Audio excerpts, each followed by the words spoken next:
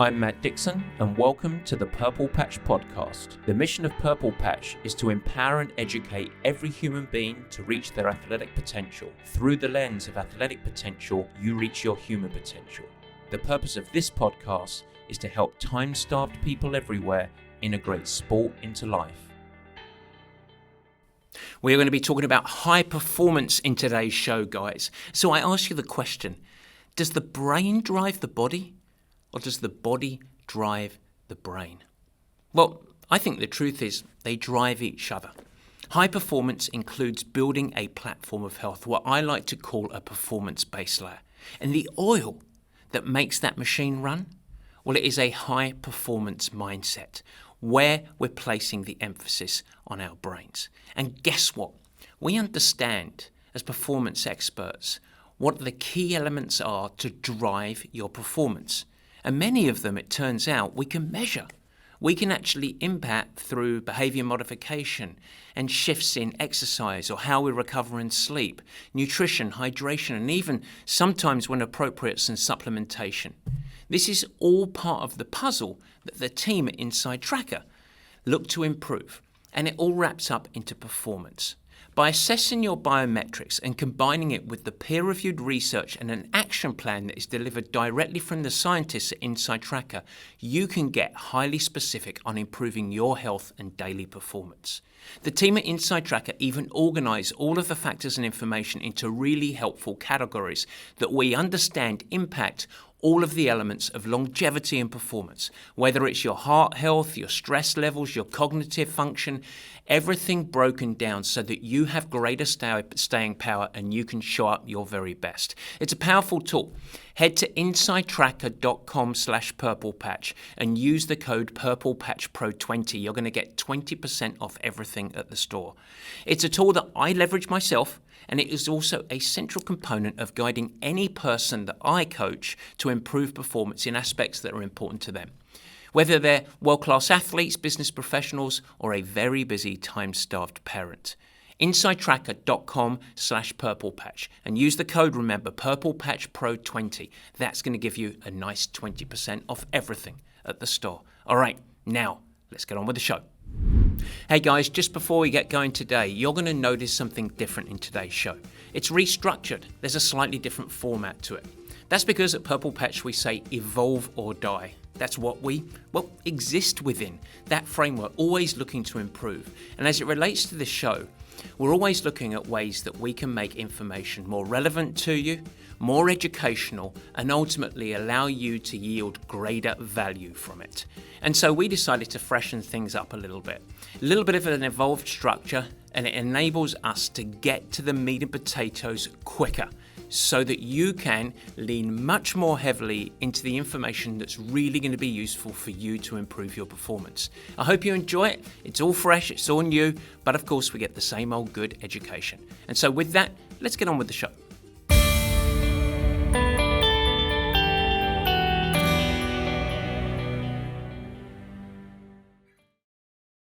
And welcome to the Purple Patch Podcast. As ever, your host, Matt Dixon. And folks, today, it's a special one. Today, it really is a special one. I welcome to the show Purple Patch athlete Ben Cooper. Now, Ben is a managing director at a major real estate company based out of London. He's got a young family. He has weekly travel. He has a massively complex, time-starved life. And 2 years ago, when I first met Ben, he was in a serious rut. Exhaustion, burnout, mental health challenges, directionless, overwhelmed. He wasn't fit, he had low energy, he had terrible sleep, he was pretty heavy, and quite frankly, he'd lost his path. He didn't know where it was going to lead him. In Ben's own words, he said he was surviving, not thriving.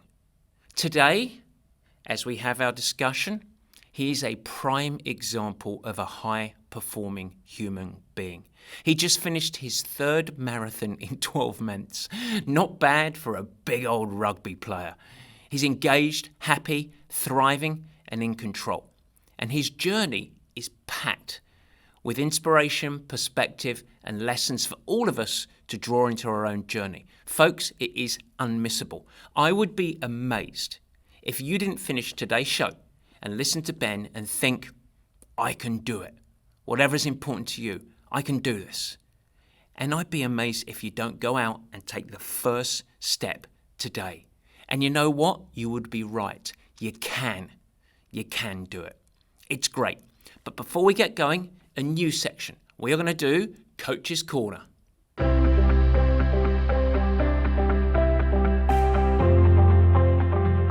Yes, Coach's Corner, folks. It's a new section, a little opportunity for me to provide a little perspective with what's going on at Purple Patch, how we are coaching our athletes to hopefully help you apply to your own lessons. Maybe talk about some of the latest research that's out there, or provide some perspectives on anything that's going on in the world of performance. And I'm going to kick this off with a little sneak behind the curtain right now of Purple Patch. Because we are heading into the spring, at least in the Northern Hemisphere. Things are heating up and things are getting very, very busy. Now, our athletes that are competing, we're starting to have early season racing and we're really driving towards fitness on that side. And other folks, it becomes a very, very busy time of the year. You're getting outside more, you've got more family activities, school events if you've got families, and plenty of travel and everything else at work. So we as a coaching team, what are we doing right now? Where's our emphasis? What can I tell you about? Well, I'm not going to focus today on the exercise and the prescription side of stuff. I'm actually going to talk more about the supporting of elements, because at this time of the year, it really becomes important for coaches to actually almost segregate and make sure that you're balancing your emphasis of education and discussions around movement, strength training and exercise and endurance activity and everything on that side with the actual organizational side of elements, managing training or exercise within the scope of life and supporting that training with a lot of the key components around nutrition, hydration, sleep, etc. This tends to be the time that it really amps up. And so as a coaching team, we really try and start to focus on that component. How do you actually help an athlete manage themselves better?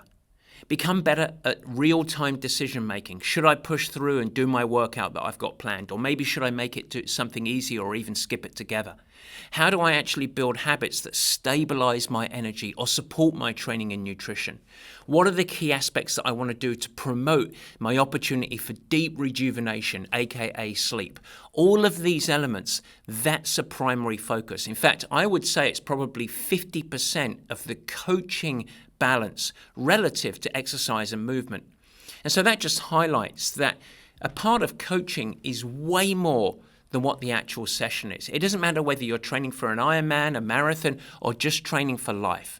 The key component is where you're placing your emphasis. As a coaching team, we are right now, as we go into spring, and I would say over the next 2 to 3 months, heavily invested in that side of things. So that is, to kick off Coach's Corner, that's a lot of our education right now, trying to help people manage themselves better, to be better in supporting their energy and stabilizing their energy and health, becoming more resistant to sickness, and ensuring that they can show up every single day to perform in whatever is important to them. That's our heavy emphasis right now, 50% with everything else. Second thing I want to talk about in Coach's Corner today, a little vignette for you from science. Because today we're going to be talking about Ben Cooper and his journey from mental health challenges and exhaustion all the way to a high-performing human being. And what you're going to hear from Ben's story is the first thing that he started was just to get moving. Now there's a whole bunch of things that make up high performance. We can segment out sleep, recovery, downtime, nutrition, hydration, all of these elements. But you can't change everything at once. You can't just throw spaghetti at the wall. And for Ben, the first thing, the catalyst, the key habit was just take the first steps, move forward, get consistent. And of course, that became the gateway that over time, because transformation takes time, over time, he could start to build and introduce other habits into the equation. And that's how then 2 years later, boom, He doesn't even recognize himself from 2 years. And it turns out that exercise and movement has a key direct impact on anxiety and depression.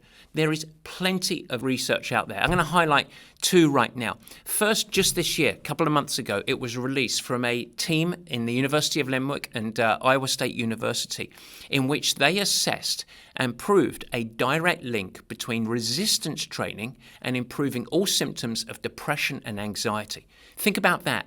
A tool that you have that is just heading out to the gym and doing some resistance training to reduce many of the symptoms that we associate with depression and anxiety. 2 thumbs up. There's also other research out there that showcases that daily movement can be as powerful as many antidepressant drugs as a tool to reduce anxiety and depression. Now, I'm not a doctor. I'm not prescribing anything, and if you are currently on some form of antidepressant, I'm not telling you to jump off it and just switch to exercise. Of course, you would do that under the care of a professional medical help. But what I am endorsing is one thing that is, quote, almost never bad, is moving your body, committing to the first steps. And you're going to hear that in today's show. And so what I want to do is go right into the meat and potatoes. Yes, ladies and gentlemen, I give you Ben Cooper.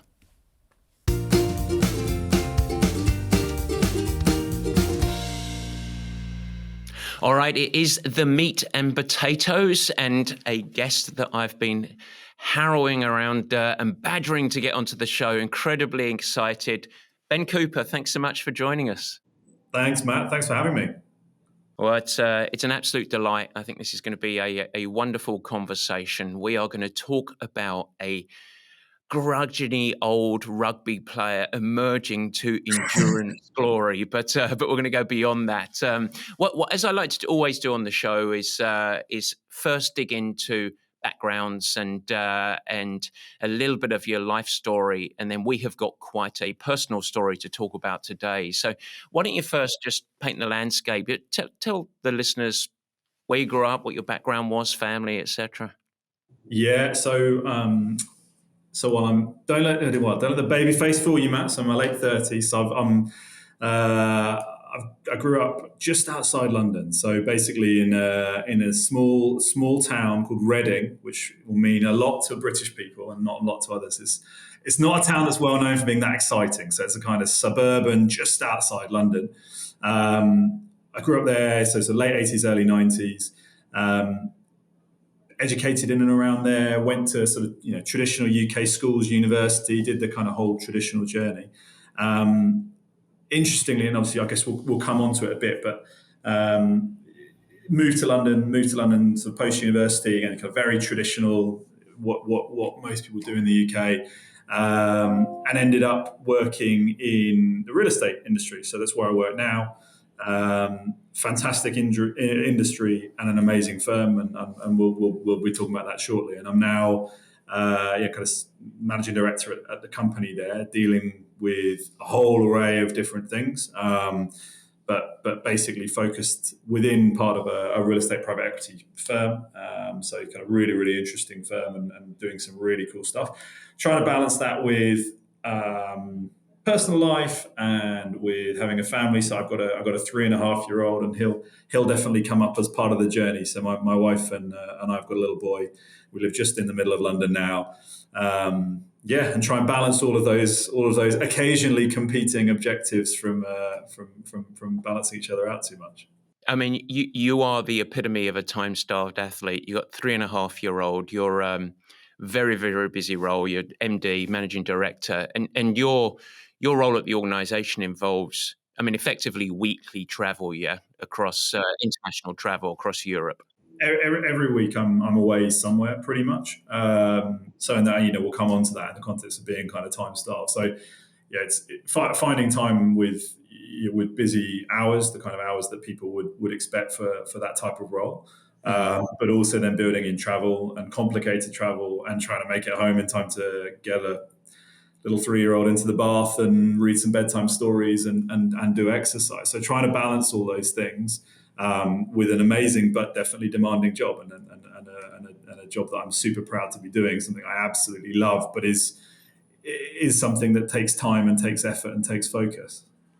It does, and I want to make, because I've worked with you for a couple of years, and you're not just a father of a 3.5 year. You're very, very active and involved as well. So you're navigating. You talk about getting him into the bath, et cetera, et cetera. That's it. I mean, you are a present and engaged father as well. I know that's very, very important to you as a part of the landscape of your life. 100%. Yeah, I mean, like a lot of parents. I mean, I could definitely record far longer than this podcast on how much that's brought to me. But like, I'm a super involved dad. I love hanging out with the little guy. But it's also, I think, we'll come on to it. I think one of the things that I've really had to learn over the last couple of years is that ability. And one of the guys that works here, that again I'm sure we will allude to later, who Matt also coaches and knows very well, is an incredible mentor to me in everything I do. And he once really wisely talked about that need, as you get further into life and have the sort of family side of things, to work out a way of being absolutely present in everything you do. And I think for me, that's one of the things that I'm most focused on, is trying to be 100% present as a dad and as a husband, and combining that with sort of personal goals and professional ambition at the same time. Well, I tell you, everything that young man knows, he learned directly from me. Exactly. Put that in there. But so before we get going on the journey, I do want to know your sporting background, or I want the listeners to know your sporting background. So growing up, sports, you grew up in England, west side of London, etc. So you're an elite endurance athlete. Is that accurate? Absolutely not. Absolutely not. So prior to the stuff we've done, I had never run an endurance race in my entire life. I'd never run a race other than like school cross country runs, that kind of thing. So I'm a rugby player. That was my thing. I was a pretty decent rugby player. As a teenager, I was getting tryouts for professional teams and playing in county first teams and that kind of thing. So good standard. And I took that through to university. For anyone that doesn't know much about rugby, it's a physical sport. Again, if you like US listeners who don't know, it's probably closest thing would be akin to American football. And the position I played, again, just to give you an idea of whether I'm a super lithe, gazelle-like marathon runner like Matt, the position I play would be closest probably to a tight end would be the best analogy. So I'm, wow, showing your knowledge of American sport. Yeah. So tall, heavy, physical contact, that kind of game. So the opposite of an endurance athlete, to be honest, would be my athletic background. Well, let's start to dig into the details then. You've got this rugged rugby player, very busy, time-starved. Let's go back a couple of years when we first met, and I'm going to actually let you just paint the landscape and in your own words, explain our journey together. And I guess the nice way to maybe kick into it was, why don't you paint the landscape of where you were at the time, which was a challenging time for you. So as best as you can, sort of go back a couple of years and just give listeners an insight onto that.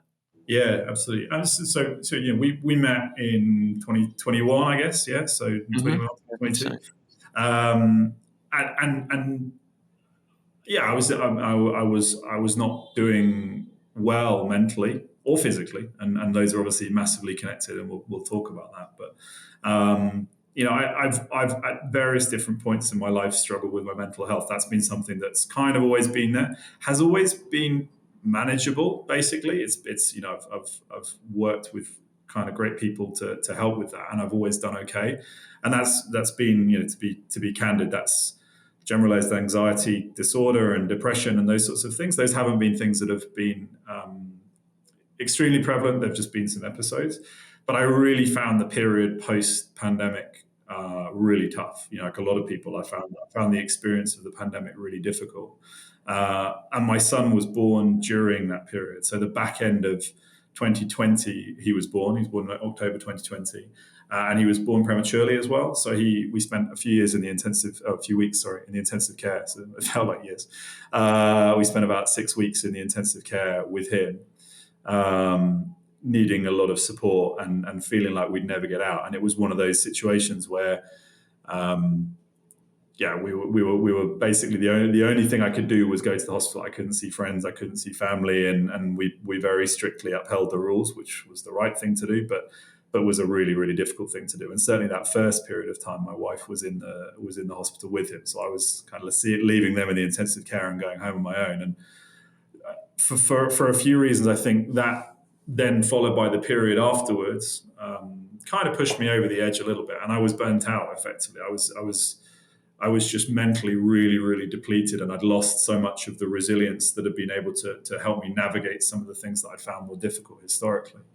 Then we got back post-COVID, and we were in a period where, so again, to go back to my role involves traveling, as Matt mentioned, and that traveling fell away certainly in the first lockdown, and we got into the second lockdown, and traveling sort of opened up, and there were things that I'd wanted to do and needed to go and do, but I hadn't been able to. I couldn't go anywhere. I couldn't do anything. So I gradually opened up, and that those were trips that I put off because we just couldn't do them, and eventually having to do them. But that would also mean I would go away on a business trip. I would have to drive across Europe, which would be like 12 hours on the road with loads of nasal swabs to get into different places and all of that fun.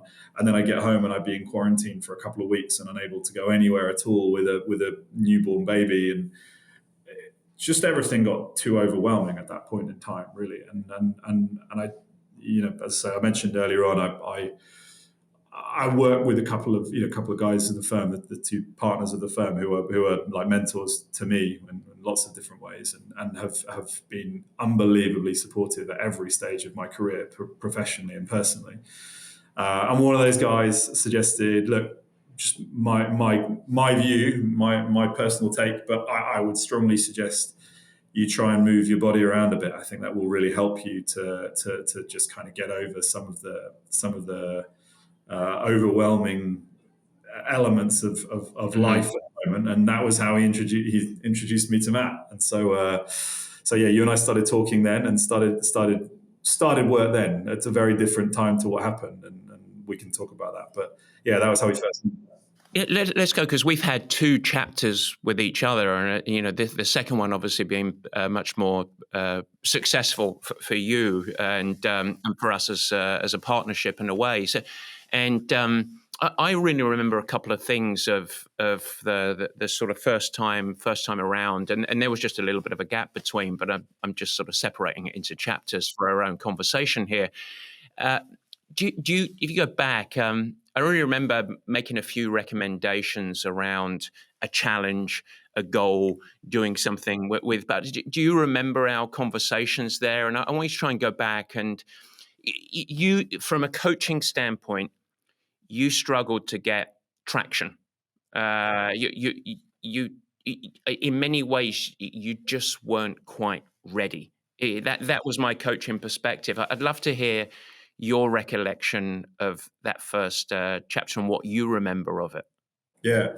I mean, so that's exactly right. I mean, there were things that I felt kind of capable of doing at the time. I was sort of would run a little bit, would kind of start to get on the exercise bike and have a little program to just move the body and kind of turn the engine over a little. To turn the engine over. See, I bought all the trademark terms, Matt. So I would kind of keep everything rolling.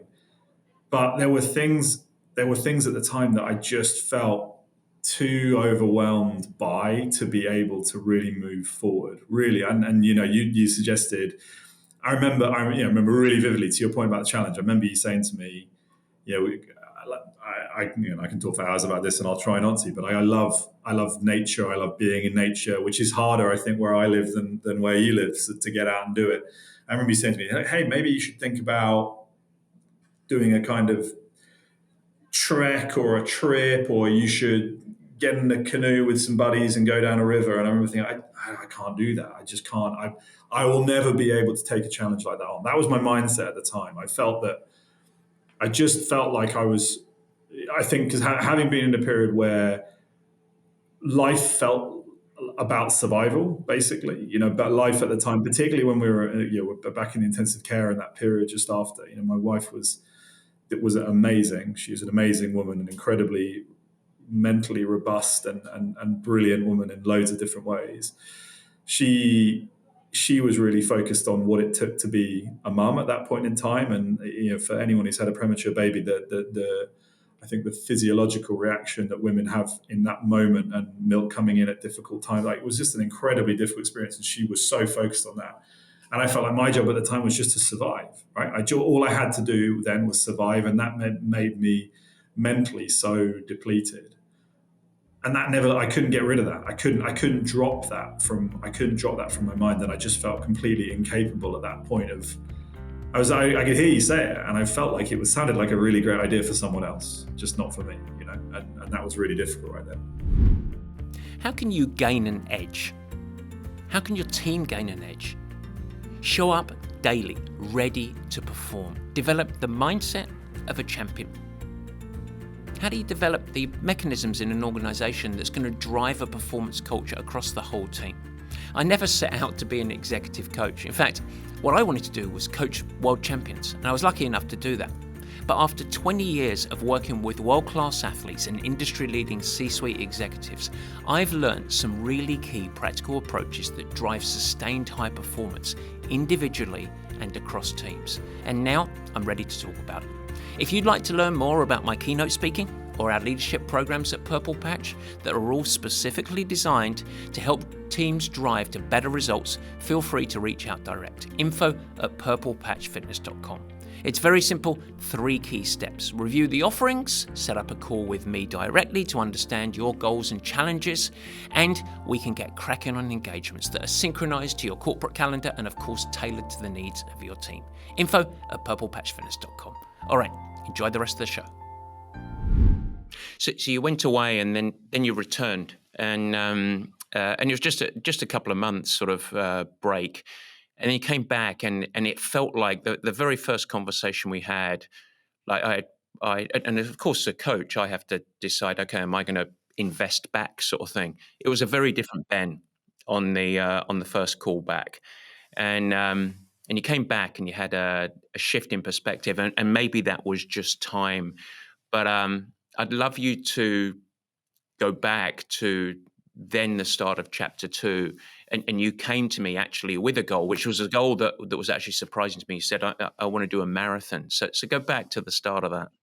Yeah. So again, I sound like I've really drank the Kool-Aid in terms of the people I work with, and they know who they are, you know who they are. But in conjunction with the guys, I took a bit of time off. Actually, I took a couple of months off work. Mm-hmm. To look after myself, but actually I just stayed at home as a dad. All I was a dad for a few months. It allowed my wife to kind of go back to work, and she could actually get some separation, I think, from being at home, which was good for her in lots of ways. She's it was important for her to also get a bit of her life back. And I just was at home. I was just at home with my little boy every day. All I did was be a dad. I went to I'd love to call them parent and child groups. They were really mum and baby groups where, as going back to my physiology, this sort of lumbering, 230 pounds, 6'4" dad lumbering around with carrying a tiny baby through these sort of bouncy castles and ball pits and stuff. And I loved every single second of it. And I think the most important thing, again, going back to the psychological side, was it just allowed me to see that my son was well and safe and was here and was a real person. And I could kind of trust that I could focus a bit more on myself again, actually, coming off the back of that, and I could try and put some stuff in place. But also it gave me the sense, that proximity also gave me a sense of I think I've got to do something a little bit differently. I don't want to go back to here. I'm going to try and put some foundations in place so this doesn't happen again. And as I was sort of ruminating on that, again, anyone who's been a parent, you plenty of time in the middle of the night to think about things, just watching a child fall asleep on top of me. I remember sitting there thinking, God, that stuff Matt talked about, maybe I could do that. Maybe I could do something. Maybe I could do, and in my mind, I thought maybe I could run a 10K, or maybe I could, do a trip with some of my friends. Maybe I could do something that would be kind of physically demanding. And actually, really serendipitously, the time we were in the intensive care, there was an amazing charity, British charity, that basically provides materials for parents whose children are premature or who have kind of birth difficulties and are staying in the intensive care. So this charity provides brilliant information to explain what's going to happen, but also like little packs of things that like a little blanket for your baby that's safe for them, even if they're going to be in an incubator, this kind of stuff. And it meant the world to us at the time, particularly because I had, none of his grandparents could come in and see him. There was nothing like that could happen. And they sent an email out saying, "Oh, we've got places for the London Marathon. We've got charity places for London Marathon. You've got to raise a bit of money, but if you want to do it, there's a place." And I was like, yeah, I could do a marathon. So I decided to go for it. And I thought, well, if I'm going to do a marathon, I'm definitely going to need some help. And that was when I picked up the phone. So I decided to not only go back and do a challenge, but do a proper challenge. I think a marathon counts as a proper challenge. So I decided to really give it a go and knuckle down. But I'll be clear, and I guess we'll talk about this. I thought I would absolutely hate it. It was full. I'm doing this for my kids. I'm doing this to raise money for charity. I'm doing this because it's something that will focus me on something, but I will not enjoy this. There was no way I will enjoy doing this, was my mindset going into it. Yeah, you're I'm not built for this. I am the ultimate donkey dipped in cement. So let's go to sort of some of the granular stuff, training, habits around that side of stuff, et cetera, et cetera. So from your perspective, I'd love to go back because you probably had in your mind, this is what it's going to take. I'm going to have to do a whole bunch of running and a whole bunch of really long running, etc. So go back and think about training and the sort of how we tackled it from your lens. Yeah, completely. And I mean, it was an absolutely sort of transformational journey in that respect, right? Because I'd worked in this industry, and particularly for anyone who's listening and thinking about doing an endurance sport, if you go online and Google that endurance sport and what it takes to do an Ironman or triathlon or whatever, it'll just be tons of miles of that thing over a period of 6 months. There's no nuance or sophistication to it. There are some, but the majority, none at all. And that was for me, the best thing was that I think we started early enough from memory. So we started in the September time, June time. Exactly. So basically kind of around the summer to run in the April. So I had kind of 8 months of training time. And that gave me an opportunity to build up slowly. And you gave me a really, really interesting program at the start. So I was basically focused on a combination of runs that actually made loads of sense from the sport that I'd done, from the rugby that I'd done. So there was things that were sprints, there was things that were intervals, there was hills, there was completely different volumes, there was long runs to get familiar with the longer territory, but really wasn't all about running. Loads of swimming to keep off the joints and to build up. Rowing, got the erg in the basement, so the house of pain downstairs, so we can do that, and on the exercise bike as well. So really try and combine all of those things. Gave me loads of variety. So it's the variety that I wasn't expecting. I was really expecting to get bored of running, which I didn't. I actually loved the runs. They were my favorite part. But also just gave me a completely different way of thinking about the exercise and kept me mentally really stimulated by the different types of training that I was doing. But I'm here as well. So it's unsurprising that I'm completely committed to the fact that if you're trying to do something that's different, you need a coach to support you in doing that. So not only were you able to give me a varied program, but I think particularly as a relatively time-starved person, the ability to basically say, "Hey Matt, this is my week this week. I've got a crazy week. I'm flying to this city on Tuesday, then I'll be away Wednesday, then I'm back on Thursday evening, but I got a thing to do with my son." Matt, great. Okay, well, I'm going to do 20 minutes this morning. Then that evening, you'll be doing some stretching in the evening. Then you're going to do a longer run that morning, working with you to work out like what hotels have different size pools. How can I exercise in different ways? Where's there going to be hills? We have loads of investments in flat countries, seemingly. So yes. how do we get some different volume? And that made such a huge difference because I think, and again, I think it probably comes back to all the stuff that I talked about earlier on. Like if you sometimes when things are difficult, it takes enough just to start, right? It takes a bit of willpower just to start. It takes a bit of effort to just put one foot in front of the other. And I think if I'd had the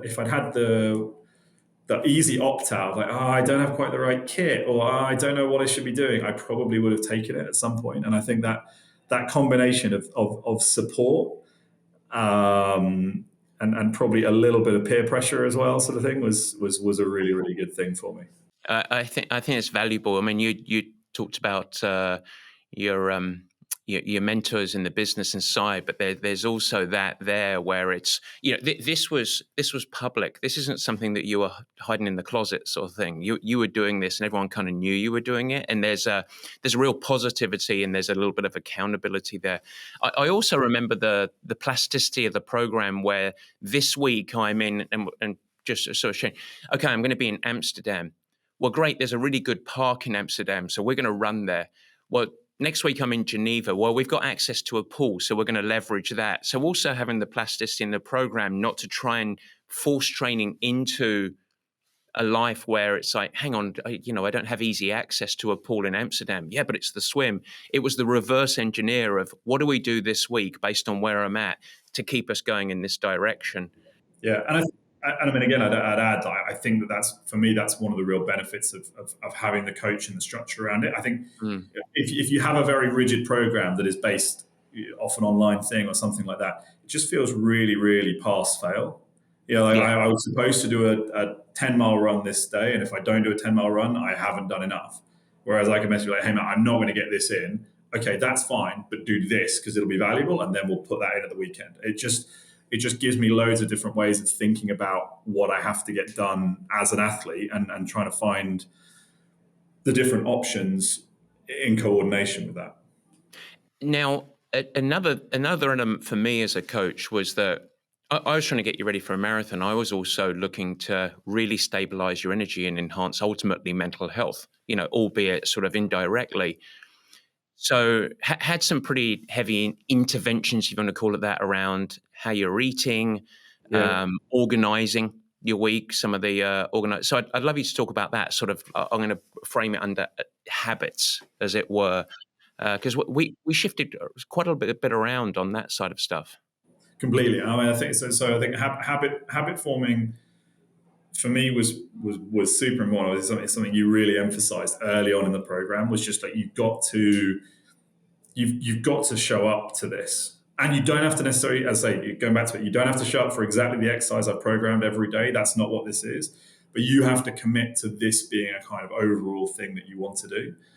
And I think that, if I look all the way back to when I was training, I was a teenager playing good standard sport, I trained 6 days a week, but I knew what I was going to do, and I was really committed to it. And I'd sit down with my mum on a Sunday evening and be like, right, well, I've got rugby training on Monday evening, and then Tuesday morning I'm going to go in early because I want to make sure I'm doing some running, and then I'm doing some stretching afterwards. And I thought about that, and I think particularly when you've got that combination of a demanding job, my work calendar is pretty well set, well in advance. You then layer on top of that family, as you well know, Matt, like toddlers, they don't work to your schedule at all. So I was really trying to then look at that and think, how am I going to get the things that I need to do done in that time? And I think there's the sort of Sunday special type approach that we talked about, like sitting down, sit down and prioritize the things that you need on a Sunday. Work out. If you're going to run on Monday, Tuesday, Friday, this is what that actually looks like. These are the things that you need to bring with you. This is the equipment that you need to take. This is how you're going to think about exercise this week. And that was, for me, was the first step. And then that also then allowed me to start thinking about diet and to start thinking about sleep, and then sleep being a really big one, actually. I'd say almost sleep being more important in the first phase than diet. Because I think that really was such a pillar for me to actually exercise to the right level. And as a family, my wife and I, we've completely changed our relationship with sleep for the better. And we've done that having a young kid as well, right? So we've been really prioritizing getting to bed early, turning lights off, not having screens in the bedroom, like all this sort of stuff that we've talked about. Like that made a huge difference. And I think I am in everything in life, I am so convinced by the power of momentum and the virtuous circle effect, right? And so focusing on the exercise I was going to do meant I needed to focus on the sleep I was going to do. Focusing on those things made it logical that I would then focus on the diet and work there. And I mean, I'm 10 kgs, 15 kgs, 20 kgs, and probably nearly 20 kgs lighter than I was So what's that, £50, I guess? Yeah, £50 lighter than when we started 2 years ago. But interestingly, Which was never a goal, by the way. That was a knock-on effect. We never talked about weight loss. and to be frank, I've done it eating more than I did before, right? Because you've been very clear about the need to have more protein and to focus on that, which is as a non-meat eater is harder to do. So kind of really focus on that side of things. So I've never been in a position where I'm eating, where I'm not eating and being restrictive, but I have been much more mindful about what I'm eating and when I'm eating, and then how I'm allocating the meals that I'm having to the exercise I'm doing. So making sure if I go and do a long run, I'm prepared for that. And again, it's my wife and I were laughing the other day, and she's doing the same thing, to be clear. So she's super fit and really working hard on that. But like, I packed to go away this week, and I'm packing my creatine capsules, I'm packing my magnesium for recovery, and my protein shakes in my bag. But that's what's going to support me to do it. It takes me 2 minutes to do it. And otherwise, I would either not exercise, or I'd exercise and then I'd be grouchy when I got to the office because I hadn't eaten properly and I hadn't had enough protein. So it really makes a huge difference, my ability to achieve those things. And then to perform in different contexts, to perform in a work context and in a professional context. Yeah. I think one thing that I just want to shine a light, and then we're going to talk about impact of all of this ultimately. But one thing you mentioned there that I think is really important is it's impossible for anyone to change everything at once. And your journey, the reason that I think that you have been so successful, or one of the big reasons, beyond your commitment, beyond your staying power, beyond saying, okay, I've gone all in, is that you did one thing, which was get going with the exercise, and then you laid on the sleep, and it opened it up in a sequential, sort of natural, sort of enmeshed way that then a couple of years later you look back and go, wow, my habits have changed. Yeah. But it wasn't this, I couldn't come in as a coach and say 1, 2, 3, 4, 5, all of this needs to change. Let's turn all the dials up at once, because it's impossible for anyone to take that on, particularly when you're time starved. And it seemed like that was really done well by you there. Yeah, no, and I mean, but also, I'd add that's part of you. I remember when we first spoke, you started using the phrase, and I clearly I'm thinking this guy's been in California way too long, because you started about coaching relationship, right? And that was the terminology that you used around it. And initially I was like, that's a different way of it. But actually, proper coaching is a relationship, right? It's understanding that if you just drop me a load of red lines, I'm going to feel really boxed in, and I'm probably not going to do it, and I'm probably not going to commit to it in the same way. But if we can layer one thing on top of the other, it just allows things to improve one after the other. And I think that part makes almost the biggest difference, because it really allows you to build in a much more structured way. And it also means the habits stick, right? I mean, nothing's worse than suddenly, everyone who's ever tried to crash diet or try to exercise off the back of nothing, they don't stick. You can't do it. It doesn't. You have to build incrementally, and I think that's doubly the case where you're pretty time starved. If you're trying to do all of this in the context of a busy work environment, if you don't eat enough and you don't eat in the right way after you exercise, you are grouchy in the office, and your colleagues get frustrated, and you aren't productive, and you can't do a full day's work. And trying to combine all those things, I think, has been really important. I do want to make it clear, I have been in California for a long time, and I am very Americanized, but the Essex will never wash off me. I am still a proud Essex boy with all of the stereotypes. I've got a gold chain under here, Ben. I feel so fortunate to coach Ben, and I think that's a common sentiment across the whole of the Purple Patch coaching team to all of their athletes, or at least most of them. And I notice how the impact of the coaching journey always extends well beyond finish times and places. You get that out of Ben's discussion. And for me, this is what it means to be a Purple Patch coached athlete. Partner, go on a journey. Integrate training that works with your demands of life. Cut through the noise and confusion to focus on the key elements that are actually going to help you perform, and be guided through a process, ultimately, just like Ben, of transformation, instead of just trying to do it all at once and falling into a cycle of failure. If you're interested in our coaching services, I think it's a wonderful time to reach out. I also believe that it's probably the best investment that you can make in yourself and for those around you. 3 simple steps. Reach out to us, info@purplepatchfitness.com. We'll set up a complimentary call to understand your situation, goals and challenges, and then we will pair you with the right coach for you and your needs, with the full backing of myself and the whole of the Purple Patch team at your back. The journey of transformation begins. info@purplepatchfitness.com. Okay, now let's get back with Ben and enjoy the last part of the show. Let's come to impact, and I'm going to break the sort of.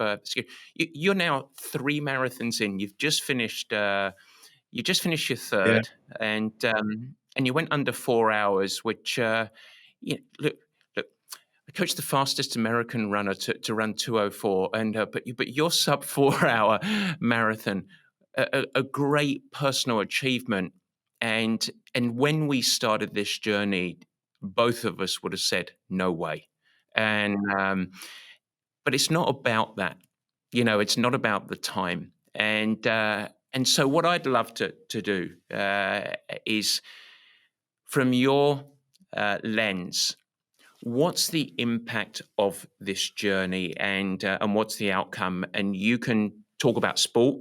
You can also talk about broader life and how it's impacted you professionally. And whichever order you want to go in, that's up to you. Yeah. So I was. So all right. Let's go. Let's split up. Let's start with the sports side. So 3 marathons in 12 months, having never run a race before. I've gone under 4 hours, which is a lot less impressive than many, but for me was an amazing milestone. And I'm going faster, Matt. We're going to talk about that. We are going faster. Yeah. We're going faster. I can definitely do that. So I'm really, really excited about all the things that it would take to do that, and I can see the incremental performance improvement.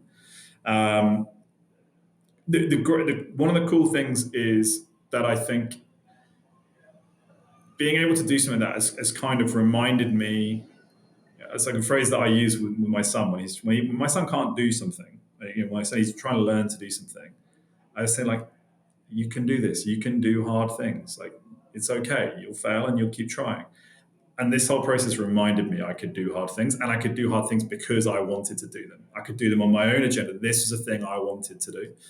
And I think in lots of ways, as someone who had been quite a good athlete as a kid, like a spark of something that I'd lost for years and years came back, and has given me more confidence in myself. It's given me an ability to understand myself, and then the nature of endurance sport. Again, I never ever thought I was that guy. Like, if there's no ball, it's not a sport, basically. And I still love my football, and we talk about that a lot, even though Chelsea are bad this year, but. It's endurance sport has allowed me to do something that I never thought I'd be able to do, which was engage physically in a way that is completely profound mentally. It's absolutely a meditative thing. It allows me to go to a place in kind of hardness and difficulty that is really, really hard to access. And both of those things combined just give me this extra level of resilience in my day-to-day life. So I think it's really, really helped me to have a better sense of the priorities that I have in life. It's allowed me to have a better sense of my own mental resilience. It's reminded me that I can do things on my own agenda and on my own terms in ways that I didn't think I was able to for a long time. And that part has been one of the most amazing things. I really hadn't imagined that it would have such a transformative effect in that respect. You started talking about sport, and you immediately went to. We think about it as the physical. You immediately went to the mental and the traits and the mindset side of stuff, and the direct connection between this journey that you took on for yourself and how it's impacted you professionally, which is great. And I'm assuming the sort of staying power on a day-to-day, your better energy in the day, better resilience, and I've got way better energy. I've got so much more energy for my day-to-day life. I've got a better ability to focus. I get up easier in the mornings. not least to exercise. All of those small things, you add them together, and that's such a change on your day to day. And I think that for me has been hugely transformative. I'd also say, I think this has kind of trained my brain to think differently. Exercise has made me more adaptable. It's made me more resilient, as I said. I genuinely think it's made me a better employee. It's made me a way better father. I talked about, I've been open about the sort of mental health stuff earlier on, but I said to my therapist the other day, exercise has sort of sandpapered off some of the rough edges every day. And that's really how it feels, and that's how my wife would describe it as well.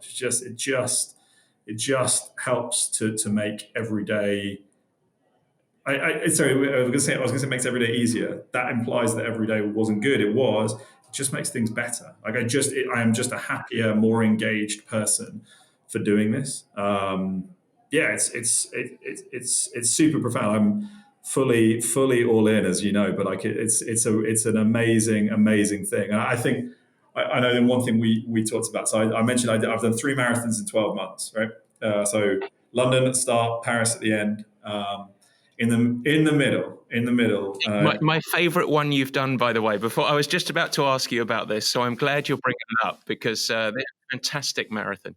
Yeah, so in the middle of those two, so in November of last year, went with some friends and ran a wine marathon, basically, for want of a better word. So it was in Beaujolais. There's a few of them in France and various other places, but you basically run from vineyard to vineyard, so 20 different vineyards. You run literally through the cellars underneath the castles, and they serve wine. So there's 16 to 19 wine stops, which I would not recommend doing all of them.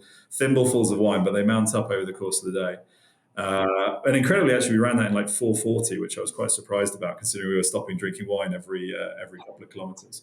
But the reason I mention that is, to me, that's almost, in some ways, that's almost a better example of the journey that I've been on, because this was a physical thing that I went away for the weekend. I went away, without my family, which I wouldn't have felt able to do before. I wouldn't have prioritized doing that. I would have wanted to be at home and be with my family and be engaged, without realizing that if you don't enjoy yourself and you don't take time for yourself, you've got to put your own oxygen mask on before you help others, right? And all that kind of thing. Yeah. So you need to do that. Doing a physical thing, to your point of doing a challenge. Do you want to go on a trek with a few buddies? This is a full marathon, running 4 and a bit hours with a couple of my best friends. Drinking a nice glass of wine every now and then, and some pretty bad ones too. They don't give the best stuff out for the marathons, but the amazing that it just felt like an amazing demonstration of making exercise part of my life, and the journey that we went on as a group that day just was so evocative. I was really quite tearful coming over the end of the line, like arm in arm with one of my best buddies, about something that I 2 years ago would have thought was absolutely impossible for me to even consider doing, let alone actually go and do. And to stand there and do it with friends and sort of see that journey was an incredibly profound moment, really. It's absolutely magic. It's it highlights my 2 things. Is you started when we first started talking about marathons in this conversation, you said, I thought I was going to hate it. And when we think about training for a marathon or an Ironman or a 5K or anything, it's a solo pursuit. Yeah. What's coming out for me is that, number one, it's been anything but solo. You've got your buddies and partners at work. You've got your buddies. You've got your family involved. You and I obviously coaching relationship, etc. But it's really sort of it goes beyond you. And number 2, it really sounds like you're having fun, like you're enjoying it. I love it. I